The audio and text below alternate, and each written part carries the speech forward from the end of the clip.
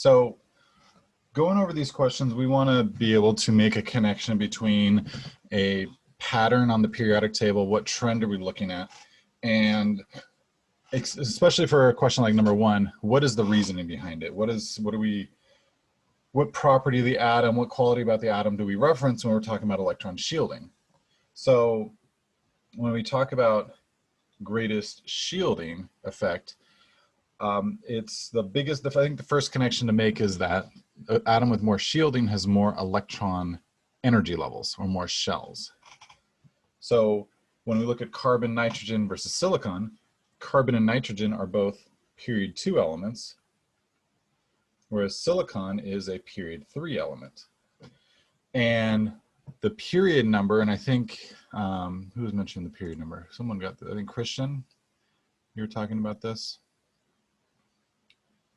Yeah, Christian was saying that silicon is in the greater period, which has a direct correlation to how many energy levels. So if it's a period 2 element, that means 2 energy levels, and I'm abbreviating.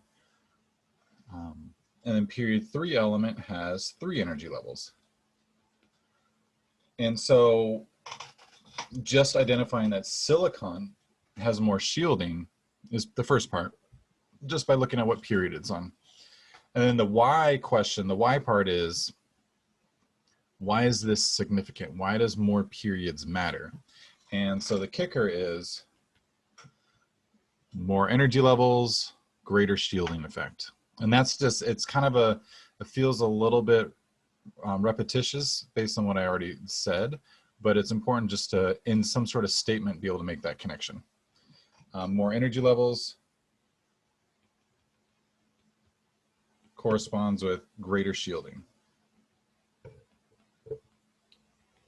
So that's the connection I want you to make.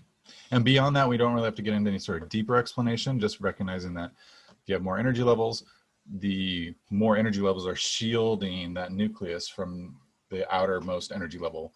So the outermost energy level is able to be larger.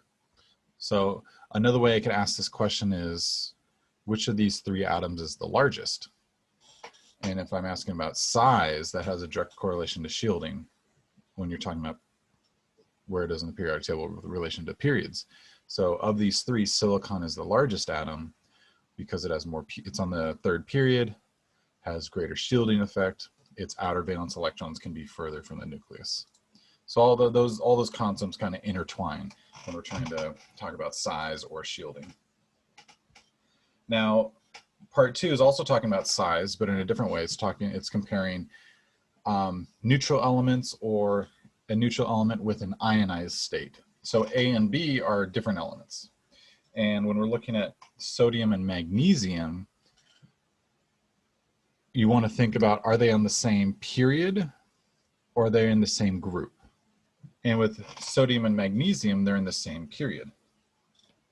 So just a little note on this side. Sodium and magnesium are same period, which means we have to think about the trend when they're in the same period. The elements further to the left are the larger atoms. The elements on the left are the larger atoms. So between these two, sodium is further to the left, so it's the larger atom. And then with silver and gold, Au is gold, they're on the same group. And just like with question 1 with electron shielding, gold is in the higher period number. It's lower on the periodic table, which means it has greater shielding, which means gold is going to be larger.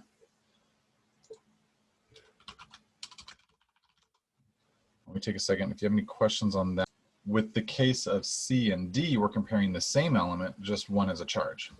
So we have S-2, which is an anion. It's negative, so it's an anion. And we have the neutral sulfur. So I'm going to say neutral. So when we're comparing anions to neutral, anions get larger. Negative charge means more electrons. So sulfur -2 has more electrons than its neutral state, and it's going to be larger than its neutral state. And then for part D, I want you to consider another option. What if I were to include Fe neutral here?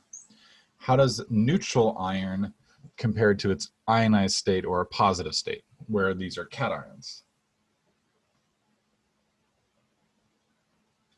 So anytime you have a cation formation, they get smaller, meaning that Fe2+ is smaller than neutral state. And the, the greater the charge, the smaller the ion is going to be. I'm going to write that last little bit down. Greater the positive charge,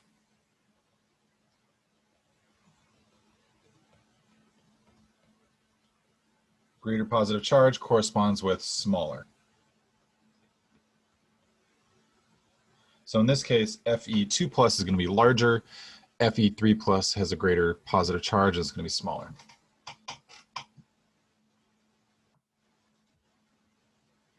And on the opposite side of that, to add on to the sulfur example, greater negative charge means larger.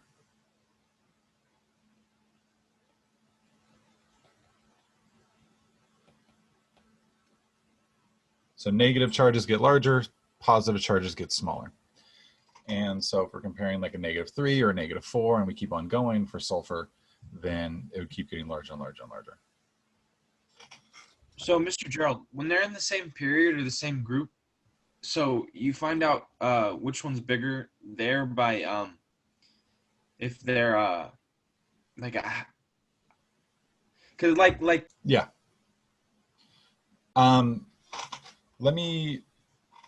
Let me follow up on that because I'm just going to draw the trend. I think this might help. Okay.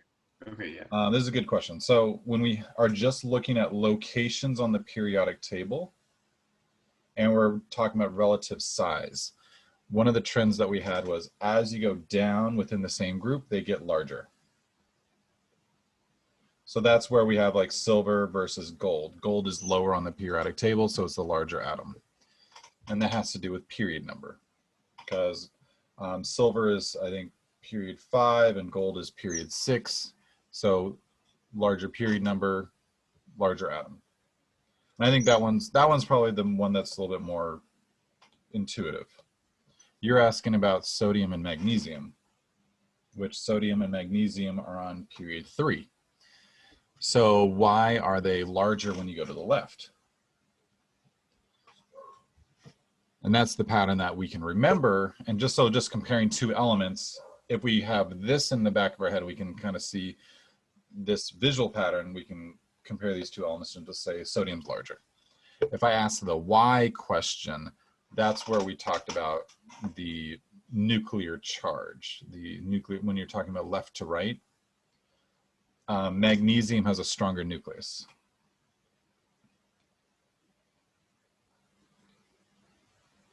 And if they're on the same period, the stronger nucleus is smaller. The same period,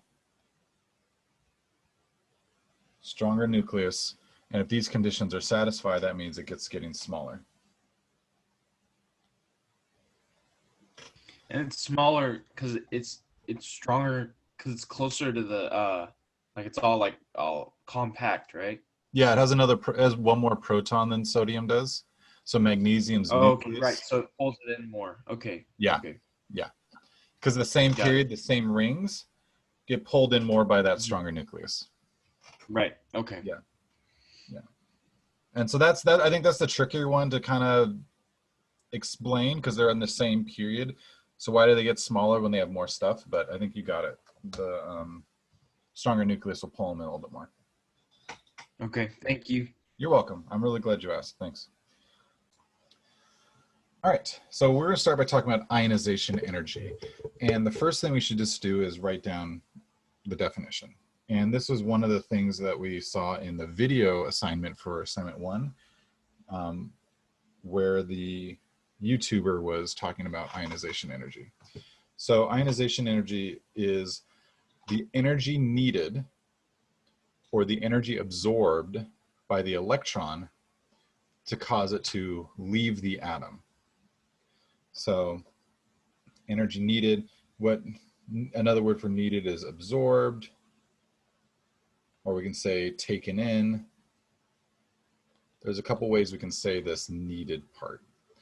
And it's kind of the whole idea of absorbing energy and taking in energy is a little bit of a thermodynamics topic, which we will do second semester.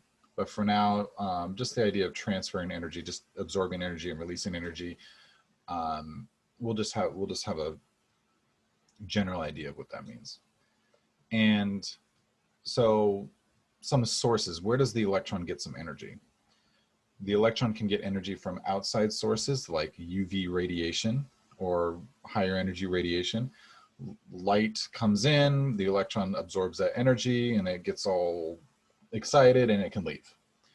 Also, when an atom gets closer to another atom, which is what we're going to be talking about mainly in chemical bonding, there's this way where one atom loses the electron and transfers it to the other atom, and the other atom gains an electron. So when they transfer electrons, which is the more common way we're going to talk about it, they get charges. So ionization energy is largely associated to forming positive charges.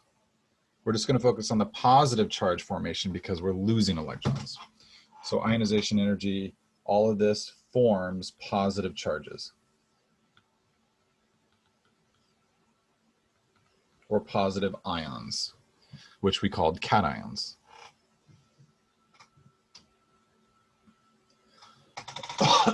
Excuse me.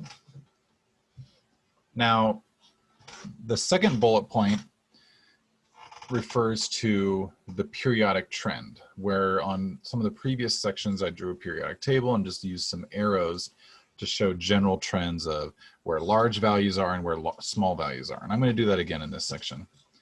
And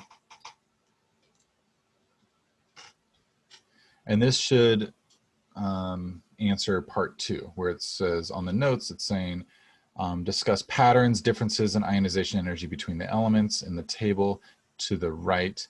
So we'll get to the table and to the right, but I want to just do a little mock periodic table I'm going to sketch on the whiteboard in just a second.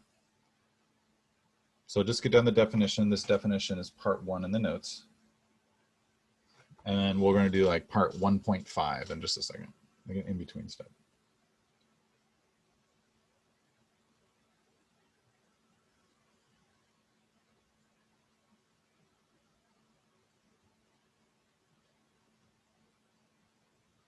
Getting emails as well.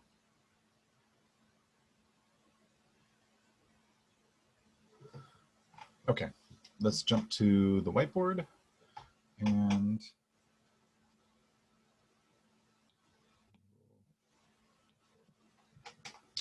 draw some periodic tables. So here's another just mock periodic table, and we've done this a lot, so hopefully you're getting a little bit more comfortable sketching this outline. So just do a light sketch on your notes, and this one is for ionization energy,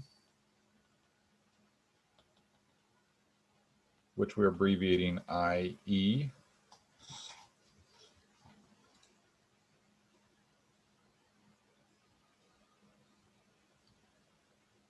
Let's spot my video for the recording. So when we are looking at locations on the periodic table, we largely go top to bottom and left to right.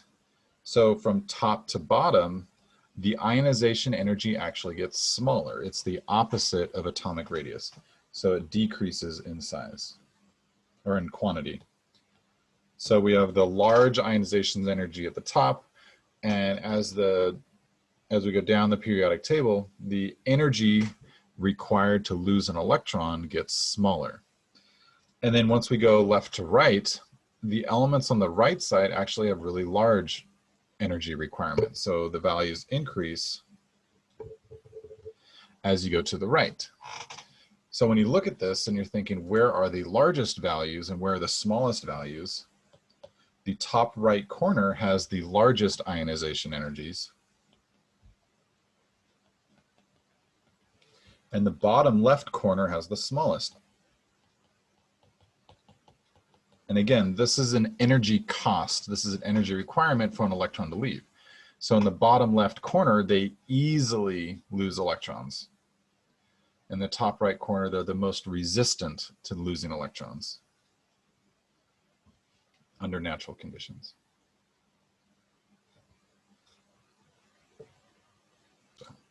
So from the table, we're talking about sodium and magnesium,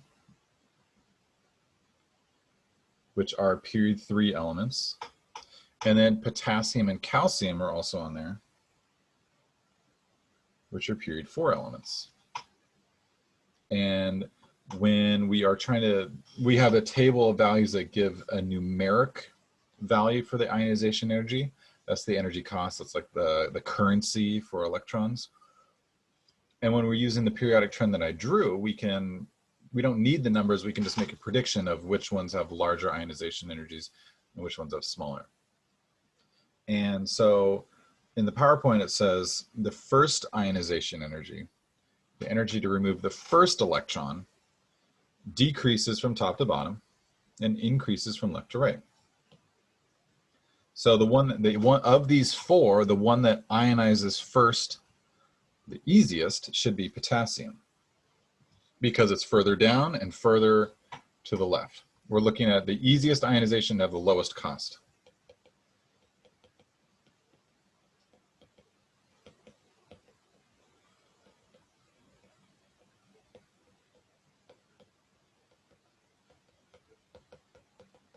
So there's one additional thing that you can write down. All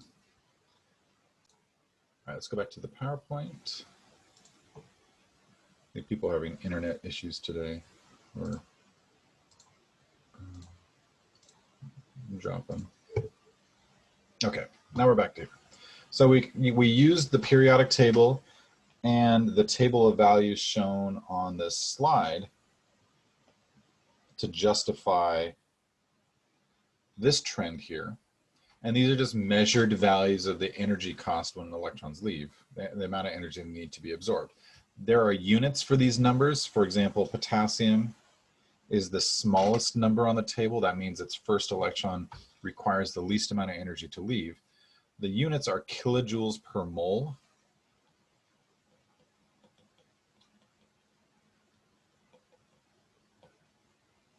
And we don't really know what a mole is yet. And we don't really know what kilojoules are yet. So just sit tight. We don't have to worry about units right now. Just understand relative number values. 419 is smaller than all the rest of them. So we're going to say that's the easiest to ionize. And then this last one is a little bit extra, and I don't really want to, I think in retrospect, I could remove that for now, but I think it's just a little extra if you want to write that down. There's some tables, there's some graphs that we could look at next week to help us understand that last bullet point, but I don't want to get into it too much right now. I think it's just unnecessary for what we're trying to do today. So the last one that we should look at is this bullet point underneath the table. Valence electrons have a relatively low ionization energy compared to the ionization energy of that atom's core electrons. So let's look at this table and differentiate between valence electrons and core electrons. When we look at the periodic table and we're trying to just give a number value for valence electrons, sodium and potassium only have one valence electron, which I'm going to put a little box around those. Sodium and potassium have one valence electron. So that 496 and that 419, those are valence electrons. And then if you notice the jump after that, for sodium, the difference between the first and the second electron is significant. It's really a big difference. It goes from 496 to over 4,000. Which is a huge energy difference. So where are those second and third electrons coming from on sodium? And the same thing happens from potassium. The first electron to leave for potassium is really easy, low cost, 419. But after that, the second and third electron cost over 3,000, over 4,000 respectively. And you notice after the first electron and the second electron and the third electron, they consistently go up for all the elements. Now magnesium and calcium are group 2 elements. Magnesium, calcium are group 2. So they each have 2 valence electrons. So I'm going to put a little red box around the first 2. Magnesium has 2 valence electrons, so the first 2 numbers are relatively small compared to the third one. And calcium is the same way. The first 2 electrons are relatively small in energy cost compared to the third one. So what I'm doing here is boxing up the valence electrons.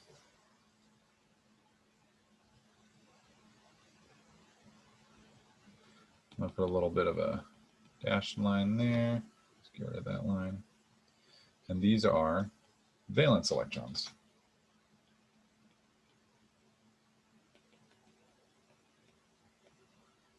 They have a relatively low cost. And then in blue, what remains are electrons in a full inner energy level. And I'll write that out. But core electrons are the ones that cost significantly more. These are core electrons, which are from full inner energy levels.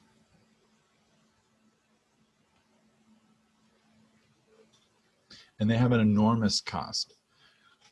Those full inner energy levels are closer to the nucleus, and the whole idea of being a full shell provides additional stability.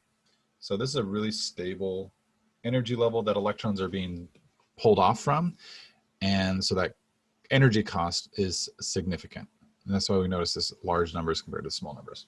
So one of the tasks that I want you to be able to do is look at some data and differentiate between core electrons and valence electrons. Valence electrons have low cost, and core electrons have a high cost, relatively. All right, I'll let you write that down. Give me 1 second.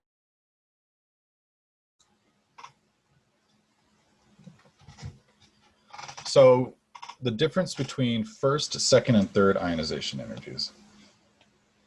First, second, and third ionization energies. We'll use magnesium as an example. So here's magnesium. And magnesium is on period 3, so it's going to draw 1, 2, 3 energy levels. So I'm just going to label them 1, 2, and 3. Go ahead and replicate this to the best of your ability. And magnesium has 12 electrons. So 1, 2, 3, 4, 5, 6, 7, 8, 9, 10, 11, and 12.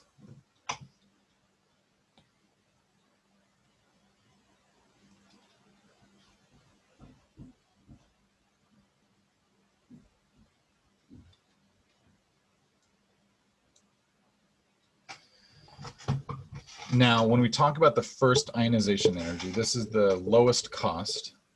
This is the outermost electron. So I'm going to go ahead and circle one of the two. It doesn't really matter which of the valence electron leaves first. Why does it switch to eraser all the time? It's the bane of my life. Okay, here we go. So let's say this is the first ionization. That's the first electron to leave. And the energy cost for magnesium's first electron is a positive 737. That's the cost. The positive means it has to absorb it, has to gain that energy from somewhere. So we'll just sit tight on that concept for now. So the first electron costs the least. Now, why does the second electron cost more? Here's our second ionization. Here's the second one to leave. And this one costs 1450.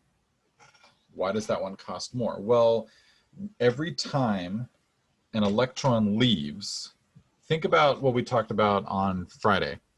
When electrons get, when atoms get more and more positive, they get smaller.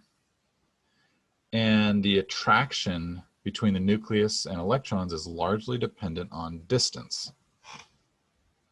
So the ion gets smaller after every electron, after each electron that leaves.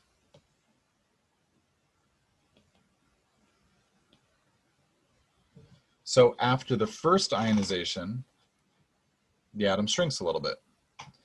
And the distance from the nucleus, when electrons get closer to the nucleus, they start costing more and more energy to leave.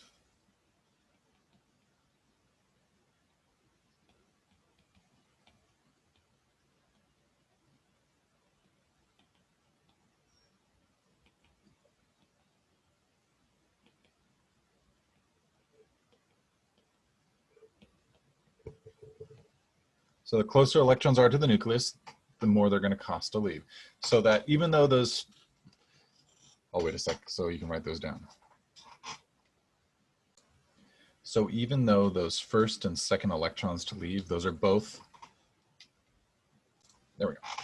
So even though the first and second electrons to leave are on the same energy level, and they're actually both 3s electrons, to throw in that language, this is a 3s electron, and that's a 3s electron, so they're relatively equal.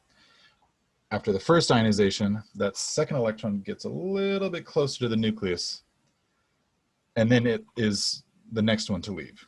They're both valence electrons, and they both readily leave, and once the outer valence electrons leave, that whole energy level collapses. So here's another little bullet point. After valence electrons are gone, magnesium loses third energy level. And hopefully you can read that at the bottom there. After valence electrons are gone, magnesium loses the third energy level. So I'm going to go ahead and I took a picture of this one, and then I'm going to go ahead and erase that energy level. And notice how we now have a +2 magnesium after the first two leave. And this atom gets even smaller. So that third electron, that third ionization, comes from an inner full energy level. So let's just circle one of these. And this is probably a 2s electron because it's slightly further from the nucleus than the 2p electron. Anyway, second energy level electron. I'll just put a little 2s next to this one. Don't worry about whether it's a 2s or a 2p, but that information I would just tell you. You wouldn't have to memorize that part. But this third one costs, I'm looking at the table, 7,731. That is an enormous jump because it is from a full inner core shell of electrons.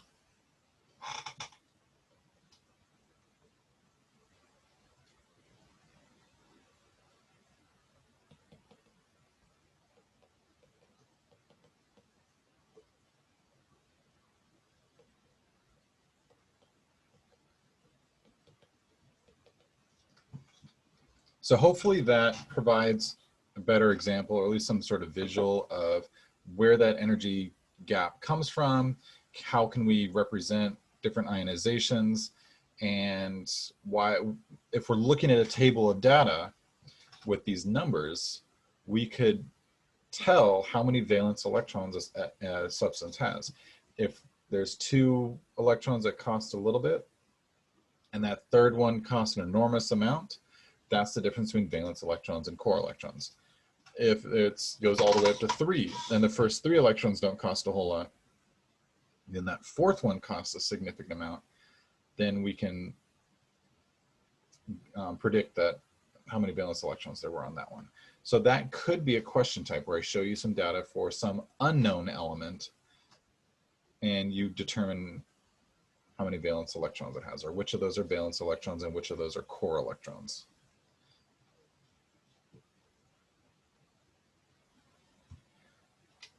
Okay. So this is just another slide, another way to present information. You can see a table of even more elements here presenting the information on their ionizations. The labeling here, I1, I2, I3 are just successive ionizations of how many electrons are being pulled off.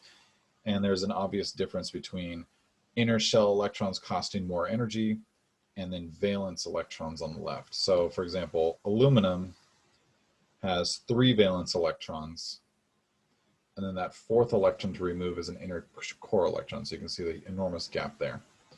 So the last thing I want to mention about this is what's the difference between helium and cesium? Let's talk about the extremes. Why does helium cost so much to remove an electron from compared to elements in the lower left corner? In this table, we have cesium.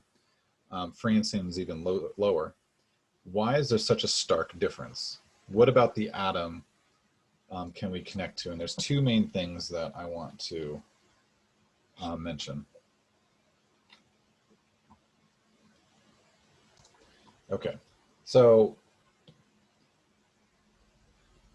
one of the biggest difference between those 2 is helium is a very small atom. Helium only has 1 energy level, and so the first thing we want to talk about is size. And so because helium is so small, when electrons are really close to the nucleus, they're much more difficult to remove.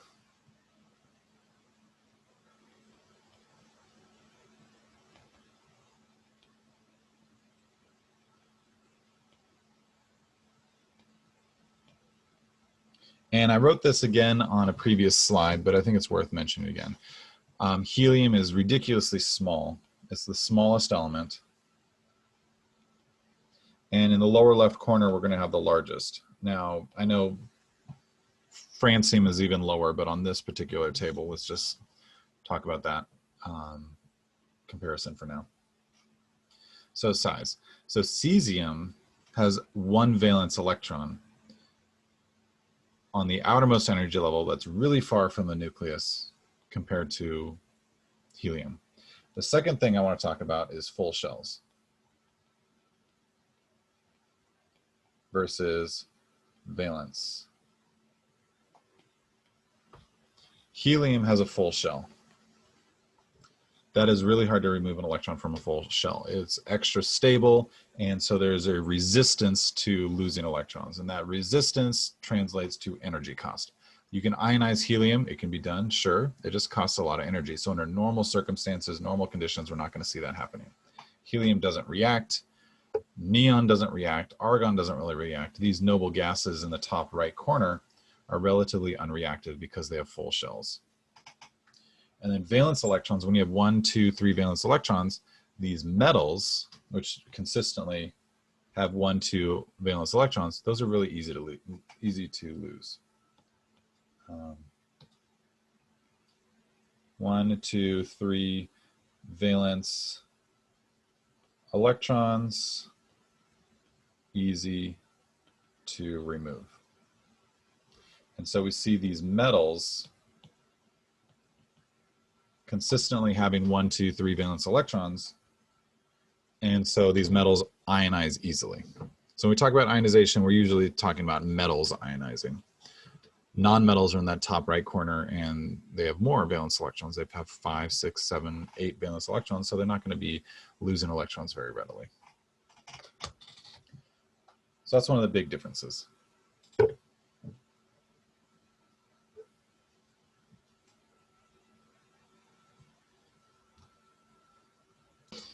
So where we're going to jump to next, 2 topics that are going to be relatively quick.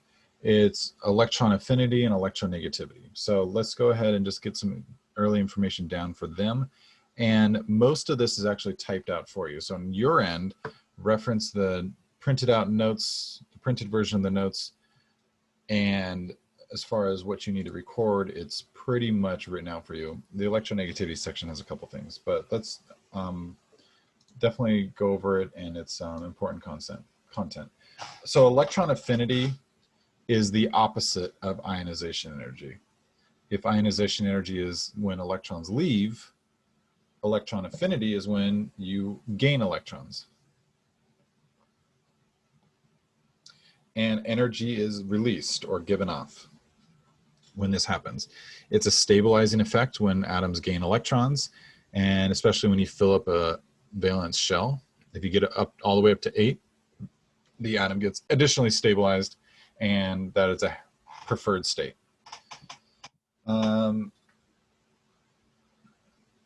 Some elements readily attract electrons. These are nonmetals. Is generally the classification of ones that we put in that. And then plasma is ionized gases. So if you pass an electrical current through noble gases, they gain electrons, they start releasing a ton of energy, the electrons start jumping around. So that's what happens when you get those neon lights, those signs outside of gas stations, the open sign that's glowing tubes of gas. It's electricity being passed through these gases. That's essentially what plasma is. The sun does this. It's a great source of plasma. Okay, so not a whole lot to be talked about on that right now. Just the idea that electron affinity is gaining an electron. These are chemical equations that we will reference more when we get into chemical bonding, but the idea is we're forming anions. Anion formation is what electron affinity is referencing. And electronegativity we'll talk about next, and then we'll get out of here.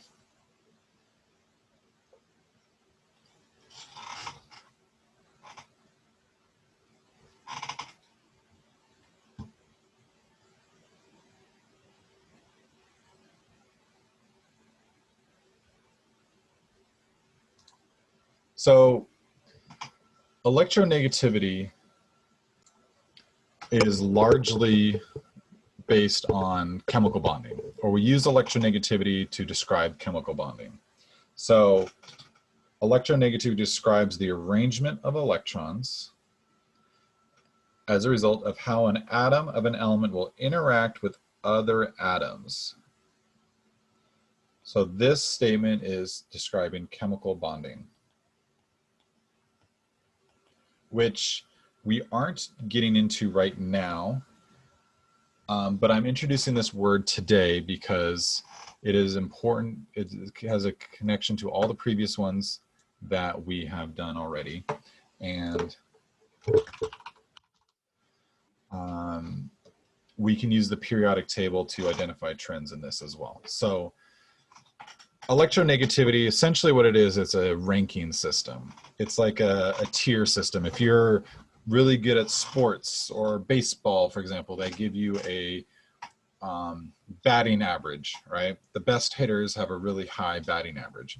Well, the chemicals that are really good at bonding have a high electronegativity value, the ones that are really good at controlling electrons. And fluorine, turns out, is the best.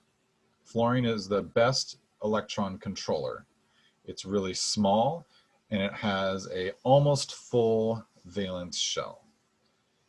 And these are things that we're going to talk about more later. So today is just an early overview. Francium is the largest atom and only has one valence electron. So it's really good at losing that electron and really bad at gaining electrons. Metals have low electronegativities, nonmetals have high electronegativities. And electronegativity, like I said, it's a ranking system. Imagine these elements are athletes and you're a sportscaster and you're trying to rank the elements on how good they are at controlling electrons. So we consider ionization energy, electron affinity, some other factors like size or radius. All of these go into ranking elements on how good they are at controlling electrons. And this last part has to do with the periodic trend. And as far as the notes go for parts 1, 2, and 3, 1 is a definition that's already typed out for you. 2 and 3 are asking which has the greatest, which one has the lowest electronegativity value. So questions 2 and 3 on your notes, or that second bullet point, what I want to do is just look at a periodic table last and discuss the patterns, discuss the relative trends. Where are you going to find the large values and where are you going to find the small values? So let's do that, and then we can get out of here. So here is the ranking system. These are the numbers. These are arbitrary values that don't have units, but they're just relative number values. So fluorine has the largest. This is the most electronegative. Still trying to write on this thing well. Fluorine is the most electronegative, meaning it's the best at controlling electrons. And then we have francium down here, which is the least.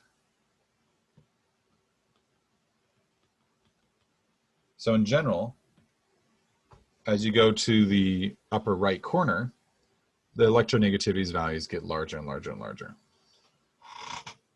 Now, the reason why helium, argon, and neon are not on there is because they're noble gases and they're inert, which means unreactive. So you're not going to see them gaining electrons or interacting with other elements, so they do not have an electronegativity value.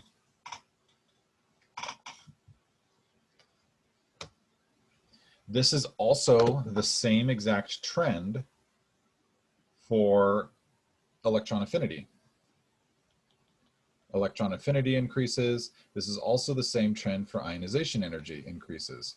So the three that we talked about today, ionization energy, electron affinity, and electronegativity, they all follow the same trend on the periodic table.